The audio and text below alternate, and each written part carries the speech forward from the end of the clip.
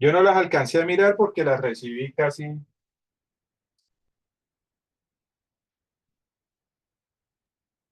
Pues en cuanto a,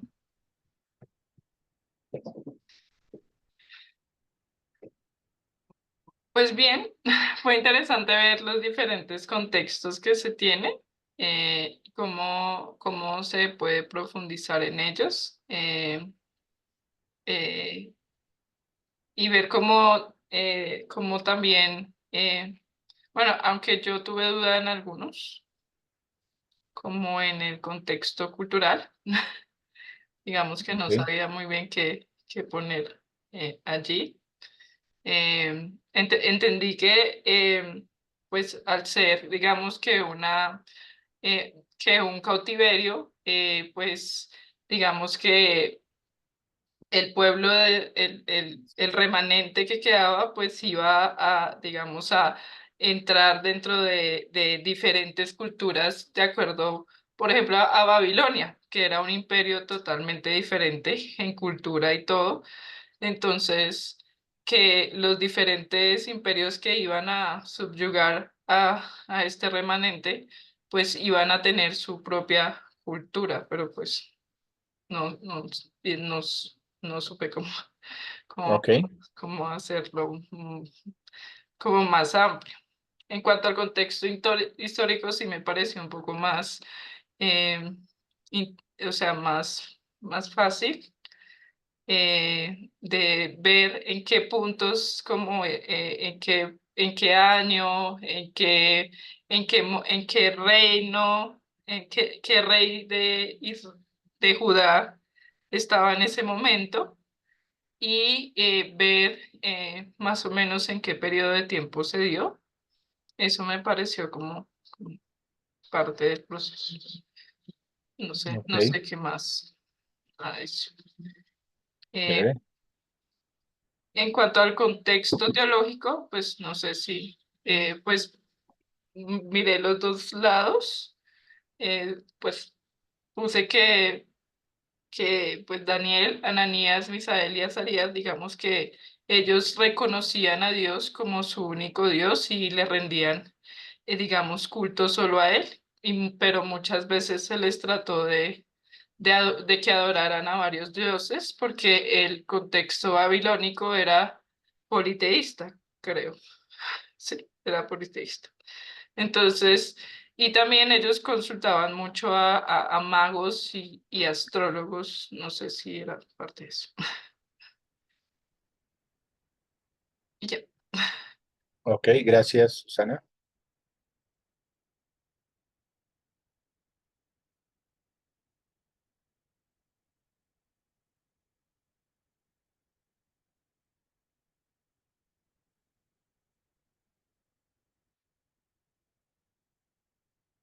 Bueno, creo que fue las únicas dos tareas que me llegaron, la de Esperancita y la de Susana, ¿no?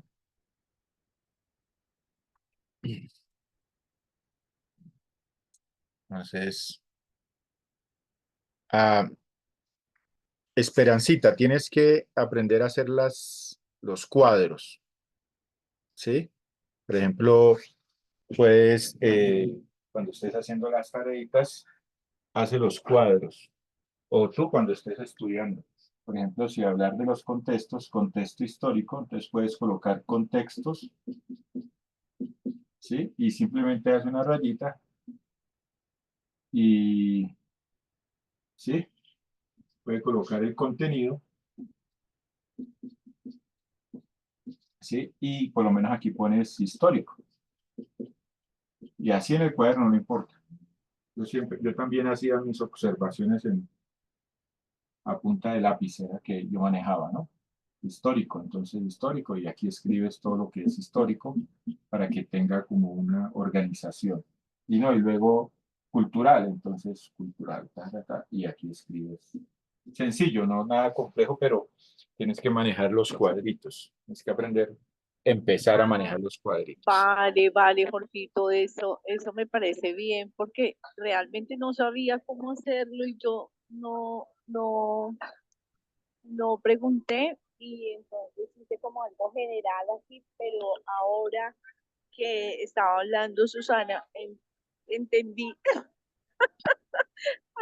entonces que era hacerlo de esa manera, como mirar todos los contextos cultural, el teológico y demás. Pero como lo dice así en general, entonces, bueno, de pronto de tarea me pongo y la repito y la hago con cuadritos.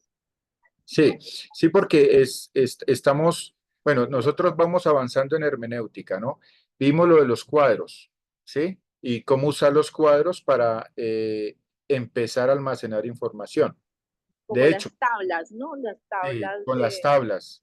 Y de hecho, me gustaría que, bueno, yo no alcanzo, pero que hicieran un cursito por ahí en YouTube. Hay cursos bonitos sobre cómo hacer mapas mentales. Los mapas mentales son espectaculares para almacenar información de memoria, o sea, es interesante.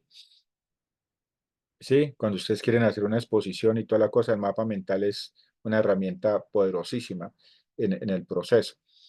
Pero para las tareas ya toca, a medida que vamos aprendiendo, vamos incluyendo lo que aprendemos. Entonces ya aprendimos de las tablas, de los cuadros, entonces eso empezamos a incluir en las tablas de ese tipo. Entonces, contexto, hay varios contextos: contexto cultural, contexto histórico, contexto teológico, contexto topográfico, geográfico.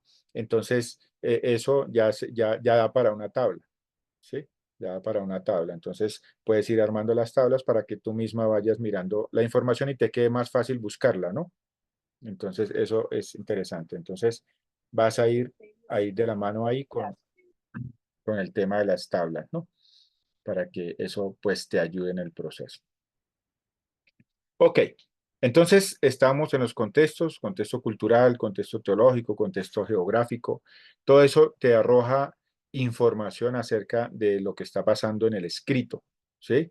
O lo que pasó en ese tiempo. Tiene razón Susana cuando dice que es diferente el contexto cuando están dentro de la tierra prometida, el pueblo de Israel, hay una sola cultura y pueden de alguna manera hacer lo que su religión les permite, ¿sí? Y eso es un contexto cultural. Pero cuando ya salen a Babilonia, ya la cosa aquí se complica, porque aquí ya quedan a merced del rey, si el rey les permite o no les permite. ¿Qué van a negociar ellos que no pueden negociar? Entonces, fíjense que ya la cultura cambia, ¿sí?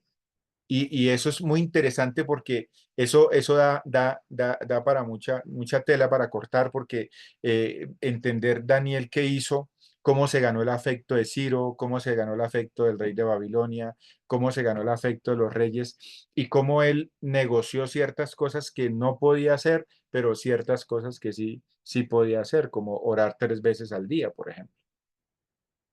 ¿Sí? Que se le respetara al no inclinarse a ningún dios, a otro Dios, ¿sí? Eso es muy importante, ¿sí? No tenía que transportar toda su religión, pero habían cosas que él no negociaba en el proceso, ¿sí? No comió carne, porque esa carne era sacrificada a los ídolos, las culturas eran así. Entonces él no comió carne, sino solo verduras, y se mantuvo con verduras y cereales y granos, me imagino, en el proceso. Entonces todo eso está brindando el contexto de cómo le toca a él bandearse dentro de una cultura totalmente diferente. Entonces uno puede pintar la cultura babilónica, cómo era la cultura babilónica, ¿sí? ¿Qué rasgos tenían? Lo de los sacrificios, qué comían, etcétera. Y uno mira el choque de la llegada de los judíos con la cultura de ellos y cómo Daniel salió bien librado en medio de esa cultura, y hubo cosas que no pudo hacer abiertamente, pero hubo cosas que no negoció, cosas que sí, cosas que él no se contaminó. Entonces, ¿cómo vivió a Dios en medio de esa cultura pagana? ¿Sí me hago entender? Donde no podía desarrollarse como un judío común y corriente. Y eso ya para pues muchas cosas, ¿no? Especialmente nosotros que nos invitan a una fiesta y todos son incrédulos. ¿Uno qué hace? Usted empieza a luchar, bailo, no bailo, me tomo un traguito, no me tomo un traguito, sí, qué permito, qué no permito en el proceso. Si yo voy a mi casa y ponen música donde la mujer es denigrada, donde no, que la pongan así, que esto y que lo otro, yo digo, no, mano, cambie eso. Sí, eso aquí está su mamá y sus hermanas, eh, pues hay que respetar. Entonces yo hay cosas que me gusta la música, pero hay cosas que no comulgo. Es ya, eso le ayuda a uno a mirar, bueno, hay cosas en las que toca ser firme, hay cosas que uno puede, pues puede negociar, ¿no?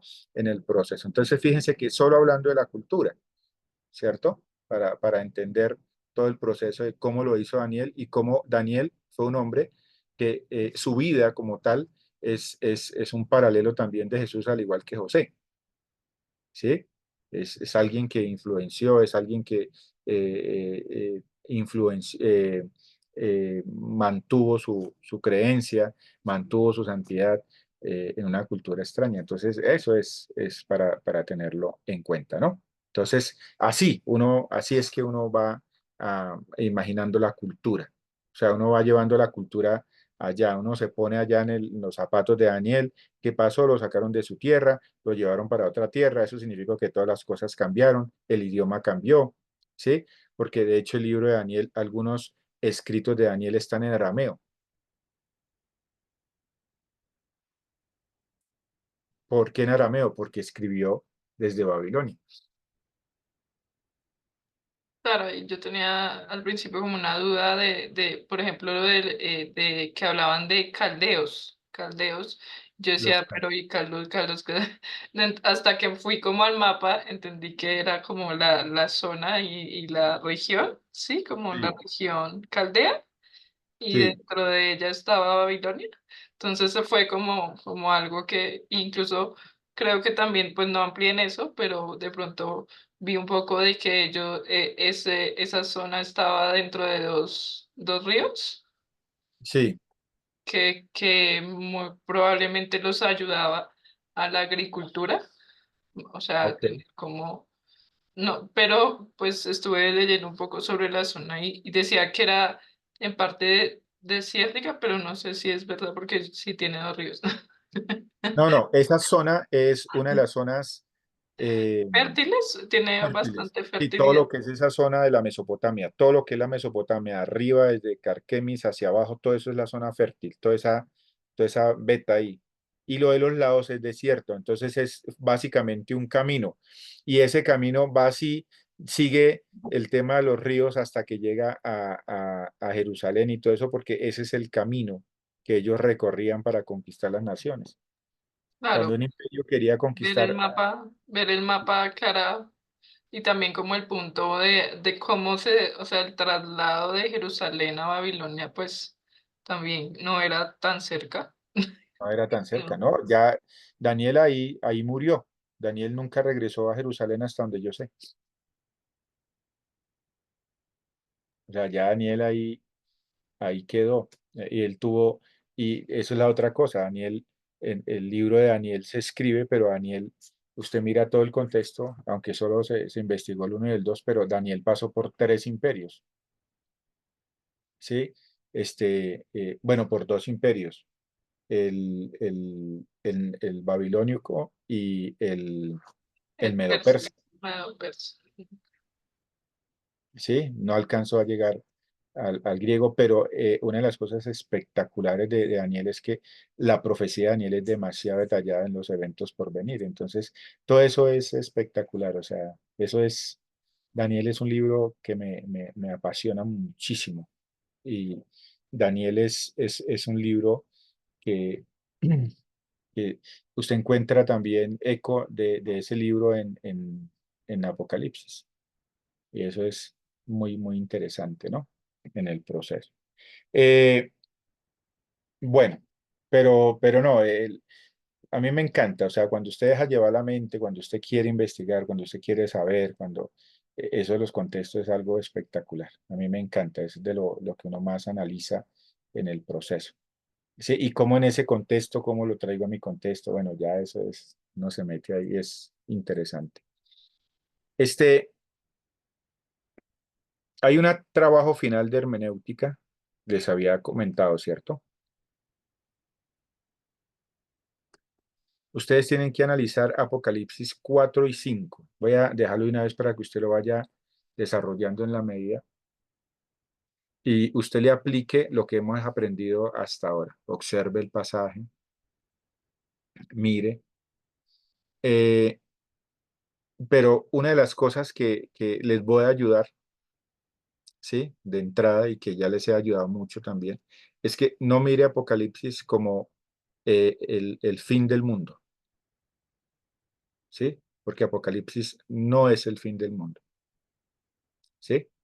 Apocalipsis es una carta escrita para una iglesia sufriente y perseguida en el año 90 y 100 después de Cristo, y el Señor quiere transmitirle un mensaje sin que ponga en riesgo que se pueda transmitir el mensaje, ¿sí? Usando figuras, pictogramas, usando gráficas que ellos conocían, etcétera, etcétera. eh, y Dios quiere comunicarles algo. Y ustedes tienen que extraer la meta al final de eso, es cómo esos pasajes eran de ánimo a la iglesia de aquel entonces, ¿sí? De esa manera usted se anima y pues tiene un, un tiempo bien bacano. Tiene que hacerlo, tiene que aplicar pues a las técnicas que hemos visto hasta ahora, pero les dejo no en consideración, no solamente que no miren Apocalipsis, en lo que estudien de Apocalipsis y si se les apasiona y toda la cosa, no lo miren como una carta escrita para el fin de los tiempos. Solo así podemos rescatar realmente lo que Apocalipsis tiene para nosotros en esta generación. Y me gustaría saber, o sea, ¿qué les dice el Señor en su corazón a usted?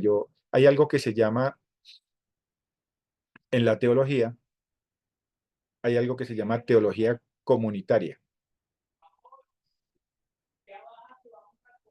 Entonces, en la teología comunitaria podemos confiar en Dios, que Dios te da un mensaje a ti cuando usted estudia la palabra honestamente, de corazón y quiere aprender, Dios te dice algo. Pero si habemos 20 estudiando el mismo pasaje, son 20 mensajes. ¿Y qué significa? Que crecemos,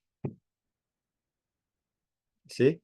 Y es lo que aspiro a hacer con Apocalipsis 4 y 5. Si ustedes lo estudian, yo quiero mirar qué les dice Dios en su corazón, cómo les habla el Espíritu Santo en ese proceso, ¿no? Tenemos que hacer observación, interpretación y aplicación, ¿sí? Sí, tienen que hacer observación con lo que hemos visto, interpretación y aplicación. ¿Qué puedes entender del pasaje? Y estudian el contexto, dónde se escribió, quién lo escribió, para quién se escribió. Eso casi que está ahí. Obviamente, cuando estudian la consultación van a ver que muchos escritores son demasiado futuristas, ¿no? Algunos decían que las, los monstruos que salían ahí con alas y todo eso eran los Black Hawk que inventaron, o los helicópteros de guerra que inventaron en Estados Unidos y todo ese tipo de cosas, pero eso es de lo que menos creo de Apocalipsis, ¿no? Apocalipsis fue escrito para animar una iglesia que estaba sufriendo. ¿Qué fue lo que Dios les dijo? ¿Y cómo ese mensaje me anima a mí? Eso es lo que yo quiero ver que analicen. ¿Listo? Esa va a ser la tarea del trabajo final. Ok, ¿qué vamos a ver en el día de hoy? En el día de hoy vamos a ver la comparación, ¿sí? La comparación es el proceso mediante el cual yo agarro la escritura y la comparo contra escritura. O sea, si Dios está hablando algo aquí, entonces, ¿qué está diciendo allá? Este valor es espectacular eh, para yo extraer el significado de una palabra, ¿sí? Yo miro los contextos, qué se dijo acá, qué se dijo acá, cuál es la intención acá, ¿no? Dice la lección. Todos conocemos acerca de la reforma. Uno de los lemas era solo escritura, sola gracia, ¿sí? Las cinco solas, ¿no? del calvinismo, por así decirlo. La escritura sola es nuestra autoridad última para la fe y la práctica. Esto condujo a un desarrollo crucial en el cristianismo, el derecho a la interpretación particular.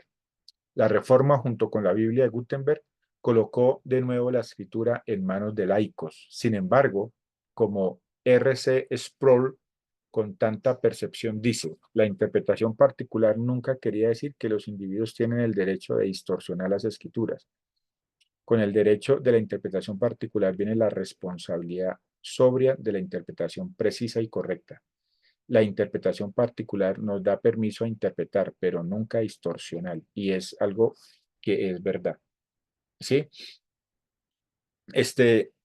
Particularmente yo tengo mis recelos con la reforma, porque en cierta manera todavía hay muchos grupos cristianos que se quedaron con los pensamientos de 1500 y de 1600. Sí, no salieron de ahí. Y resulta que a medida que han pasado los últimos 300 años, eh, hemos descubierto cosas, hemos avanzado en el estudio, en la investigación, y hay gente que se quedó simplemente en lo que dijeron los reformadores de aquella época, ¿sí? Y no estoy de acuerdo con eso. Si realmente sola escritura es sola escritura, entonces toca analizarla con las herramientas que vamos descubriendo en el paso de la historia. Si no lo hacemos, pues erramos en el blanco, ¿sí? Entonces, sí, vamos descubriendo cosas en el proceso, ¿sí? Ahorita hay muchas herramientas, ¿sí? Que realmente nos ayudan en todo ese proceso del estudio bíblico. Y entre más herramientas tengamos, pues obviamente mejor, más profunda vamos a hacer nuestra observación y nuestra interpretación, ¿no? ¿Cómo podemos evitar distorsionar el mensaje de Dios? Ya hemos visto que las llaves que te pueden ayudar a abrir la puerta del entendimiento preciso es el contenido y el contexto, que fue lo que vimos la vez pasada. Ahora llegamos a la tercera llave, que es quizás el mejor seguro contra la distorsión, la comparación. Al usar la comparación, comparamos la escritura contra la escritura. Esto nos ofrece una gran malla de seguridad, porque el mejor intérprete de la escritura es la escritura misma, ¿no? Y eso es muy importante. Sí, que está diciendo acá, que está diciendo acá, que está diciendo acá. Yo normalmente utilizo los tres testigos. Yo utilizo la herramienta de los tres testigos. ¿Por qué la herramienta de los tres testigos? Porque hay un principio que dice que si tú tienes algo contra tu hermano y no te escucha, llama a un testigo. Y si no te escucha ese testigo, entonces llama a, toma dos o tres, dice dos o tres, eh, eh, y analicen el tema, y si no, pues con la iglesia. Entonces, ese es el concepto de los testigos. ¿Qué significa los testigos? Que los testigos los puedo dividir entre el Antiguo Testamento, Jesús y los apóstoles. Para mí esos son los tres testigos de las Sagradas Escrituras. ¿Sí? O sea, los principios deben encontrarlo en el Antiguo, con Jesús y con los apóstoles. Y yo comparo de esa manera, ¿dónde está aquí? ¿Dónde está acá? ¿Dónde está acá? ¿Sí? En todo el proceso. Y de esa manera voy comparando la escritura, ¿no? Donald Gray, Barhouse, solía decirlo con tanta claridad: raramente tienes que ir afuera de la Biblia para explicar algo en la Biblia. Yo no creo eso. O sea, este material no, obviamente es un material que usamos, pero yo no creo eso. Yo pienso que, este, por ejemplo, en cuanto a la cultura, lo que nosotros desconocemos de la cultura es inmensamente grande. Por ejemplo, en el Imperio Romano estaba el culto imperial. Eso hasta ahora estamos hablando del culto imperial, ¿sí? Donde el emperador se hacía pasar por Dios y tenía que rendírsele culto. Entonces, cuando se escribe, las cartas apostólicas están en medio del tema del culto imperial, y eso ya cambia todo. ¿Sí? O sea, ya ahí estamos hablando del tema teológico. ¿Sí? Ahí ya cambia todo. O sea, usted ya tiene que introducir esa variable, y al introducir esa variable en la investigación y en la interpretación, ya dice, pero, ¿sí? Es diferente que el Señor esté hablando aquí de una cosa, pero si yo le pongo el culto imperial es intenaz porque si usted no se arrodillaba ante lo que el emperador decía, usted moría. Y eso ya cambia incluso la aplicación. ¿Sí? Entonces, eso es una variable que toca tenerlo ahí. Es verdad que yo prefiero hacer mi investigación con lo que está escrito en la escritura. Y yo me remito hasta que llega un momento en que yo no sé cosas y entonces empiezo a utilizar quién está escribiendo sobre la cultura. ¿Qué era la cultura de aquella época? ¿Qué era la geografía de aquella época? Yo no la tengo, así la Biblia no me lo va a decir, así que yo voy a tener que buscar ya mucha herramienta en esa parte, ¿no? Entonces hay que ser muy cuidadoso en la búsqueda de la información, ¿no? Porque es algo totalmente diferente, ¿no? Eh, para tenerlo ahí en cuenta. Si tienen alguna duda, inquietud, me van pues preguntando, ¿no? Ahí en el proceso. Entonces, tiene razón Barhaus, pero hay que tener mucho cuidado con esa expresión, ¿no? Si yo soy de los que digo, primero la Biblia, usted primero haga el estudio con la Biblia, ore al Señor, mire, y después entonces empiece a expandir. Si usted hace primero su análisis acerca de la Biblia, pues eso lo va a proteger de la información que usted está recibiendo. Y como lo vimos en la clase pasada, la consultación es delicada, porque cada persona que utiliza un diccionario, inclusive griego o en español o bíblico, siempre le va a meter su inclinación, ¿no? Entonces eso va a ser muy importante, ¿sí? En el tema de la escritura. Eso es muy instructivo porque viene de un individuo que era increíblemente estudiado y sabía usar una gran variedad extensa de fuentes secundarias. No obstante, comprendía que la prioridad la prioridad de la palabra de Dios. Reconocía que entre uno más comparar la escritura con la escritura, más del significado de la Biblia se hace evidente. Las partes tienen sentido a la luz de un todo. Y estoy de acuerdo con eso en esa parte. Usted compara la escritura y obviamente más sale a la luz lo que realmente es el mensaje de Dios, más se filtra el mensaje de Dios. Pero a veces para filtrar el mensaje de Dios vamos a tener que usar herramientas, eh, ¿cómo es que le llaman a eso? Herramientas, um,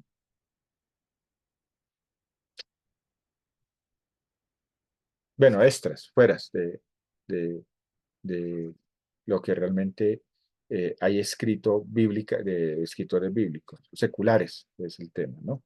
Recuerda que aunque la Biblia tiene unos 40 diferentes autores humanos, los 76 libros son en realidad el resultado del autor principal, el Espíritu Santo, quien coordinó el mensaje entero. Su libro está integrado y es un conjunto unido y estoy totalmente de acuerdo con eso, ¿no?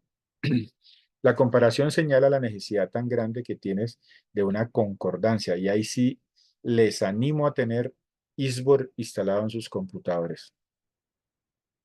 Esta es una herramienta que te permite localizar términos, conceptos entre un libro, la Biblia, otro. Utilizando concordancia tú puedes unir cosas que parecen aisladas en el texto. Así, estas llegan a tener un significado mayor por la forma en que se puede relacionar la una con la otra, ¿no? Entonces, es muy importante que usted tenga a la mano una muy buena concordancia. Usted necesita tener una muy buena concordancia y por lo menos un diccionario de griego, ¿sí? Y tener el acceso a varias traducciones bíblicas. Nueva traducción viviente, nueva versión internacional, la Reina Valera, la última que es la BTX es también interesante para un estudio más. La BTX es literal, entonces eso le ayuda muchísimo a analizar el texto, ¿no? Um, y eso es muy importante. Por ejemplo, si usted analiza Romanos 8, un texto que hemos usado anteriormente, en Romanos capítulo 8 dice, ahora pues ninguna hay condenación para los que están en Cristo Jesús, los que no andan conforme a la carne, sino conforme al Espíritu, porque la ley del Espíritu de vida en Cristo Jesús me ha librado de la ley del pecado y de la muerte. Porque lo que era imposible para la ley, por cuanto era ir por la carne, Dios enviando a su Hijo semejante de carne de pecado, a causa del pecado, condenó al pecado en la carne.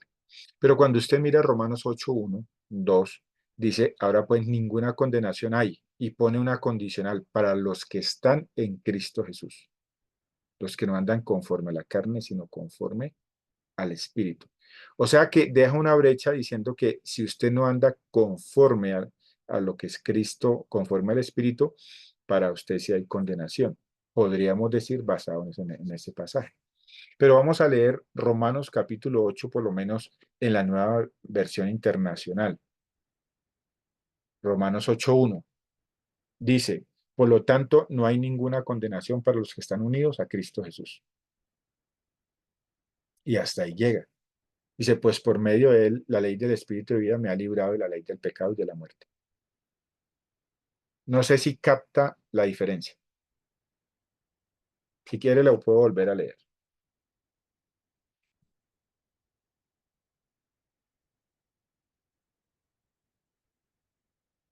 No sé si captan el meollo. Dice, ahora pues ninguna condenación hay para los que están en Cristo Jesús, los que no andan conforme a la carne, sino conforme al Espíritu. Eso es lo que dice la Reina Valera del 60. Pero la nueva traducción, la nueva versión internacional dice, por lo tanto, ninguna condenación hay para los que están unidos en Cristo Jesús. Y es enfático. No sé si me hago entender, si me hice entender. Un poco más amplio. Como que Señor, en una lo afirma y en la otra hay como una condición, ¿cierto? ok, voy a compartir la Eastword y eso es lo importante de, de, de tener a veces estas herramientas, ¿no? Yo aquí estoy en Romanos 8, yo lo paso acá. Ahí ven la Biblia, ¿cierto? Sí, sí, Mira, señor. Romanos 8:1. Ahora pues ninguna condenación hay para los que están en Cristo Jesús, los que no andan conforme a la carne, sino conforme al Espíritu. Dice, ninguna condenación hay para los que están en Cristo Jesús. Pero hay el párrafo sigue en la Reina Valera, los que no andan conforme a la carne, sino conforme al Espíritu. Pero mire que escribe la nueva versión internacional. Por lo tanto, no hay ninguna condenación para los que están en Cristo Jesús. No hay condicional. Y eso es hacer comparación, especialmente con las traducciones. ¿Sí? Veamos qué dice la nueva traducción viviente, a ver si apoya la nueva versión internacional. Por lo tanto, no hay condenación para los que pertenecen a Cristo Jesús. ¿Ve? Es diferente. O sea, dice lo mismo que la nueva versión internacional. Vayamos a la BTX. Ahora pues ninguna condenación hay para los que están en Jesús el Mesías. Entonces, posiblemente la Biblia de las Américas, cliqué la Biblia de las Américas, va de la mano con la Reina Valera, dice, por consiguiente, no hay ahora condenación para los que están en Cristo Jesús, los que no andan conforme a la carne, sino conforme al Espíritu. Entonces yo puedo concluir que la Reina Valera y la Biblia de las Américas agregan una parte. Y la nueva versión internacional, la nueva traducción viviente y la BTX solamente lo dejan en la mitad del párrafo. Vea, yo estoy ahí comparando. Bueno, ¿qué es lo que está diciendo? Claro, alguien podría decir, uy, pero la salvación se pierde. ¿Por qué? Porque está diciendo que los que no andan conforme a la carne, sino conforme al Espíritu. O sea, si usted no anda conforme al Espíritu, entonces puedes tener condenación según lo que dice la Reina Valera. Eso es comparar, ahí estamos comparando. Y en este caso estamos comparando diferentes versiones y por eso es muy importante que tú tengas a la mano otras versiones. ¿Listo? Eso es un muy buen ejemplo de comparación. Bajar de compartir y listo. Que Sí, uno debe tener cuidado de no quedarse solo con una versión, ¿no? no, tiene que, Porque siento que a veces la Reina Valera tiene como un lenguaje un poco complejo. Entonces uno dice, no, pues hay otras versiones que tienen un lenguaje como más, sí, un lenguaje más claro, entonces uno podría cometer el error de quedarse con esas versiones. Ok, sí. Sí. Y hay movimientos cristianos y un buen grueso de movimientos cristianos que son idólatras de la Reina Valera. Y la Reina Valera tiene unos errores garrafales y no lo quieren ver. O sea, eso es, usted no puede leer una versión internacional porque estás pecando, no, que esa le añade, le quita. Sí, o sea, hay movimientos que no aceptan otra versión y eso es pues eso es negarse realmente a ver el trabajo de otros y la investigación de otros, ¿no? Es muy interesante. Bueno, vamos a ver la palabra creer como ejemplo. Dice, la palabra creer es uno de los términos más fijos en cuanto a su campo de aplicación y naturaleza que hay en la Biblia. Pero es usada en una variedad de formas. Si la buscas en una concordancia, la encontrarás especialmente prominentemente en el Evangelio de Juan. Por ejemplo, Juan 2, 23 y 25, y dice de esta manera, mientras estaba Jerusalén, mientras estaban en Jerusalén en la fiesta de la Pascua, muchos vieron las señales milagrosas que hacía y creyeron en su nombre. Pero Jesús no se confiaba en ellos, ¿sí? O a creer o creer en ellos, porque conocía a todos los hombres. No necesitaba más que nadie le dijera nada acerca del hombre, pues él sabía que había dentro del hombre. Entonces dice, ¿ves? Creyeron superficialmente en base a los milagros. Era obvio que él los hizo. Los hechos eran conocidos por todos, pero hechos no salvan. Son la base esencial para la salvación, pero no tiene, pero uno tiene que creer y esto es adherirse a la verdad, utilizar esos hechos personalmente. En este caso, pues nosotros el creer lo vemos diferente porque el creer va de acuerdo a la verdad. Entonces expone la verdad y pues cuando uno entiende la verdad y actúa frente a la verdad, uno puede decir que cree, pero es diferente como pues él la presenta, pero no me voy a meter a, a- a- a- a hablar del tema. Dice, déjeme ilustrar cómo Juan utiliza la palabra creer. Aquí supongamos que tú vienes a mí y me dices, profe, no me gusta decirte, pero estoy enfrentando una enfermedad terminal. Hablamos del tema por un rato y después de conocer más acerca de la condición, digo, sabes, tengo un amigo médico en Houston que acaba de descubrir un remedio probado para esa enfermedad. Si sacas una consulta con él, te garantizo que serás completamente curado. Contesta, esto es maravilloso. ¿Lo crees? Pregunto. Por supuesto. Entonces extiendo la mano y le digo, estás curado. Naturalmente pensarías que si se me hubiera corrido la teja. Ninguna cantidad de información acerca del médico en Houston que tiene una cura para su enfermedad puede traerte sanidad a tu cuerpo. Tienes que ir allá, tienes que someterse al tratamiento y tienes que aprovecharte de la medicina que formula. Y mira que aquí él sí va de la mano con lo que nosotros creemos. Quiere decir que escuchó una verdad y actuó frente a la verdad. Y cuando las dos cosas se unen, puedo decir que realmente este, ha creído, ¿no? Es como el concepto que nosotros manejamos. Esta es la conexión entre hechos y la fe en el Evangelio de Juan.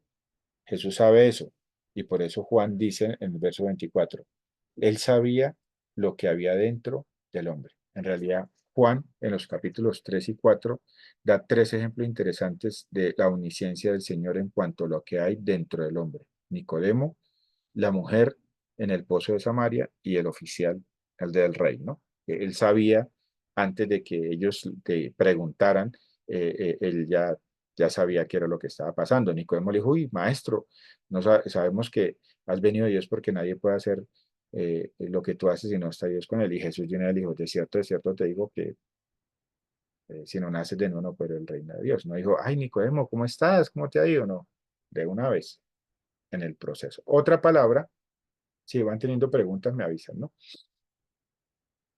La segunda ilustración de un estudio comparativo viene de Efesios, que es un libro fascinante que nos dice cómo vivir la vida celestial en un mundo infernal. Al leerlo, uno se encuentra dos versículos extraordinarios. Y él dio a algunos el ser apóstoles, Él, el Cristo resucitado, y algunos a ser apóstoles, otros profetas, otros evangelistas, otros pastores y maestros, a fin de capacitar a los santos para la obra del ministerio y para la edificación del cuerpo de Cristo. Hay términos que buscar de este pasaje. Sí, hay uno crucial, capacitar. ¿Cómo se usa otra vez? Saca tu concordancia, búscala y descubres por lo menos tres cosas. Primero, la palabra capacitar fue usada para la reparación de redes de pescar. Mira, interesante. Pescadores como los discípulos pescaban durante todo el día y las redes se rompían. Entonces, por la tarde ellos reparaban, literalmente las capacitaban para que estuvieran listas para pescar la próxima mañana. Mira, interesante cómo uno empieza a ver el tema cultural de dónde sale ya la palabra. Entonces aquí ya metemos el contexto, ¿cierto? Ya vemos que tenía que ver con la reparación de las redes, pero cuando usted va y ya le dicen, mira, es que en el día cuando pescaban, la red se dañaba y en la noche usted tenía que repararla, tenía que capacitarla. Ah, bueno, eso ya es interesante, ¿verdad? Qué ejemplo tan bello de lo que un pastor maestro está llamado para hacer. Viviendo en este mundo, las redes de la gente se rompen y la tarea de un pastor es ayudar a repararlas o capacitarlas. Por la misma palabra se usaba para ajustar huesos fracturados. Es un término médico. Dos huesos están dislocados. Entonces, ¿qué hace el médico? Los ajusta, los encaja, los capacita y los une para que puedan sanar y volver a su fuerza interior. Y aquí ya estamos usando cultura, aquí ya estamos usando costumbres, aquí ya estamos usando cosas técnicas también, ¿no? Otra vez es exactamente esto lo que pasa en la vida. No es posible vivir en este mundo y no ser roto. La sociedad nuestra es rota, ¿sí? Por eso debemos estar bajo la palabra de Dios con alguien que nos está capacitando, sanando, reparando. ¿Listo? Es muy importante.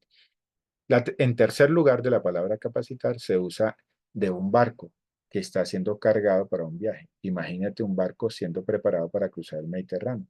No hay centros comerciales allí, entonces la tripulación tiene que cargar todo lo que necesita para llegar a su destino. Este cuadro me llama la atención porque la buena predicación y enseñanza de la palabra debe alistar a la gente para su viaje a través de la vida. Debe capacitarles para que cuando estén en el mercado, cuando estén en una crisis, cuando tengan que saber lo que Dios piensa, que lo sepan, alguien les ha capacitado para hacer lo que Dios quiere que sean y hagan. Entonces, fíjense, solo estamos haciendo una comparación buscando en qué contextos se mueve la palabra capacitar, ¿no? Entonces, eso es muy importante.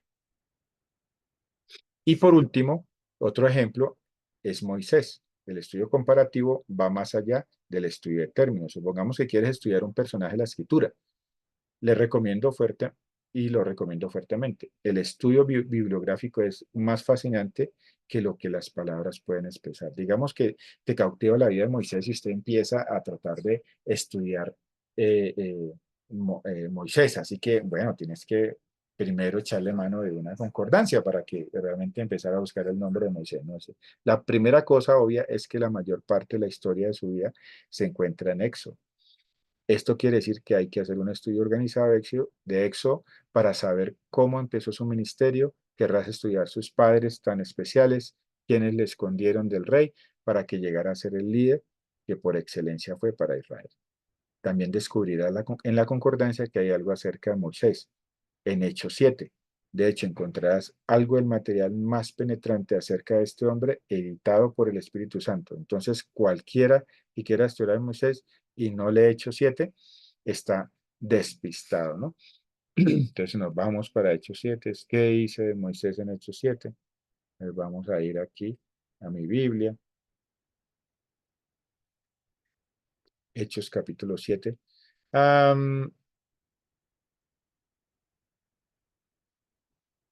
Y aparece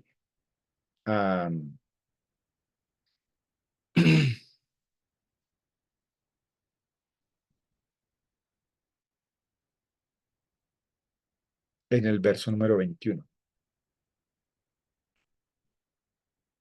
El 20. En aquel tiempo nació Moisés y fue agradable a Dios y fue criado 3 meses en la casa de su padre, pero siendo expuesto a la muerte por la hija de Faraón le recogió y le crió como hijo suyo. y fue enseñado a Moisés en toda sabiduría de los egipcios, y era poderoso en sus palabras y obras. ¿Sí? Cuando hubo cumplido la edad de 40 años, le vino el visitar a sus hermanos, los hijos de Israel. Y al ver uno que era maltratado, lo defendió hiriendo y empieza a contar todo lo que le pasó. Y hay información extra, dice que era poderoso y en palabras y obras, o sea que Moisés no era cualquier lagaña de mico en el caso de, de pues, de, de Egipto, ¿no? El tema de Egipto, ¿no? Entonces, listo. Moisés también se encuentra en Hebreos 11 y en realidad ocupa más espacio en la galería de fama de Dios que cualquier otra persona. Encontrarás su vida descrita desde la perspectiva de Dios en el pasaje. ¿Quién piensa Dios de él? ¿Qué es lo que Dios llama significativo en la vida de Moisés? Entonces toca leer Hebreos que nos dice de Moisés en el proceso. Voy a hablar más de concordancia en las lecciones 44 y 45, pero donde quiera que estudies la palabra de Dios, saca la llave de la comparación. Sigue colocando cosas juntas para que llegues a un entendimiento global de las escrituras. Y viene lo que a ustedes les encanta, el hazlo tú.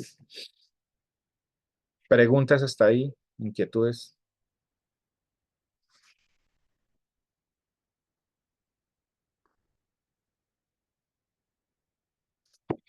Bueno, habiendo considerado el contenido del contexto de Daniel 1 y 2, ¿estás cogiendo alguna idea de lo que pasa en la historia? ¿Cuáles preguntas tienes como resultado de tu estudio? Quizás puede contestar algunas de ellas haciendo un poco de comparación de este texto con otras porciones de la escritura. Usando la concordancia, busca los siguientes nombres y temas, cada uno de los cuales es crucial para el entendimiento del pasaje de Daniel. Ve cuánto puedes aprender acerca de ellos en otras partes de la escritura. Entonces, tienes que en una concordancia mirar qué dice acerca de Daniel, qué dice acerca de Nabucodonosor, qué dice acerca de Babilonia y qué dice acerca de los sueños. Sencillo. Una concordancia y empieza a buscar y a mirar y usted ya puede ir comparando y compara los pasajes y dice, ah, bueno, aquí hice esto, aquí hice lo otro, aquí hice lo otro. Aquí hice lo otro. ¿Listo? Bueno, mis hermanos, Dios les bendiga. Y se anotan o sea, se hace como un Un resumen de lo cuadro. que dicen todos los pasajes.